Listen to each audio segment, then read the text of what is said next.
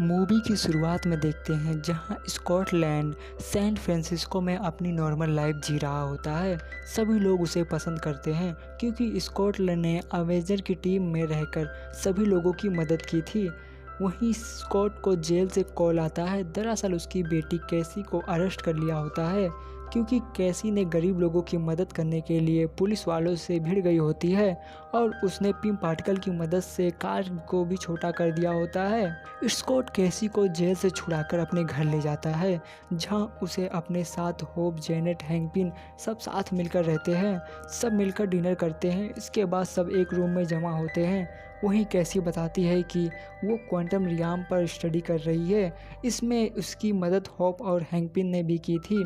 वहीं hang pin ने भी चींटियों के ऊपर एक्सपेरिमेंट की होती है।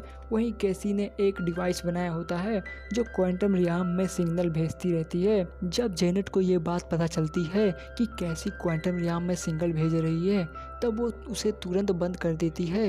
जेनेट क्वांटम रियाम के बारे में बताती है कि यह बहुत खतरनाक जगह है। जब तक जेनेट पूरी बात बताती तब तक वह कैसी का डिवाइस ऑन हो जाता है और सभी लोग अपने अंदर हीच लेता है। अंदर पहुंचने के बाद सब अलग अलग हो जाते हैं। स्कॉट और कैसी एक साथ होते हैं और हैंक पिन, जेनेट और होप एक साथ होते हैं। स्कॉट और कैसी को क्वांटम रियाम में रहने के लिए कुछ लोग पकड़कर अपने साथ ले जाते हैं। वहाँ के लोगों की भाषा स्कॉट को समझ नहीं आ रही होती है। फिर उन्हें एक लाल कलर का कुछ पिलाया जाता है। जब स्कॉट और कैसी को उनकी भाषा समझ में आने लगती है तब उन लोगों को एक लीडर मिलती है और वो लीडर उन सभी लोगों की होती है। उन्हें दुश्मन समझने लगती है वो लीडर के साथ एक आदमी होता है जो सभी लोगों की मन की बात को जान सकता है। वो स्कॉट का मन पढ़ने लगता है। जब उसे पता चलता है कि धरती के ऊपर रहने वाले लोग हैं तब वहीं उन लोगों की लीडर बताती है कि यहीं के रहने वाले हैं हम सब और ये दुनिया में एक कैंग द कॉन्करर नाम का आदमी है जो सभी लोगों को ख़त्म कर देना चाहता है। वो यहाँ पर राज करता है।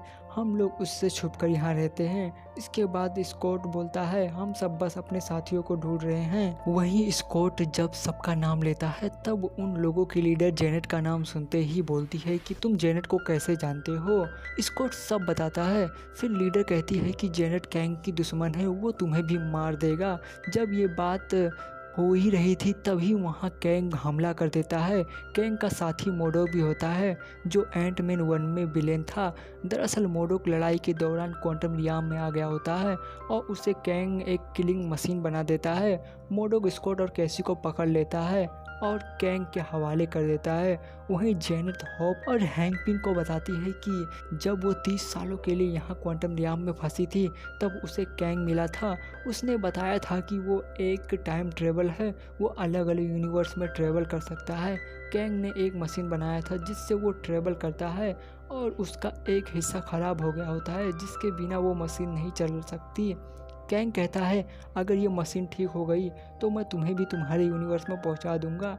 जेनेट मान जाती है और वो दोनों मिलकर कई सालों की मेहनत से उसे ठीक कर देते हैं। जब मशीन के ठीक हुए हिस्से को जोड़ते हैं तब मशीन एक्टिवेट हो जाती है और वो मशीन कैंग के माइंड से जुड़ी होती है। जब जेनेट मशीन को छूती है तब उसे तबाही नजर आती है। दरअसल मशीन को छूने से कैंग के सारे मन की बात को वो जान जाती है। कैंग जेनेट को अपने साथ आने के लिए कहता है लेकिन जेनेट उसे मना कर देती है और उस मशीन के ठीक हुए हिस्से को निकालकर पिम पार्टिकल की मदद से उसे बहुत बड़ा कर देती है जिससे कैंग उससे इस्तेमाल नहीं कर पाता और जेनेट उससे छिपकर रहने लगती है और अंत में हैंक पिन की मदद से वो क्वांटम रियाम से बाहर आ गई होती है।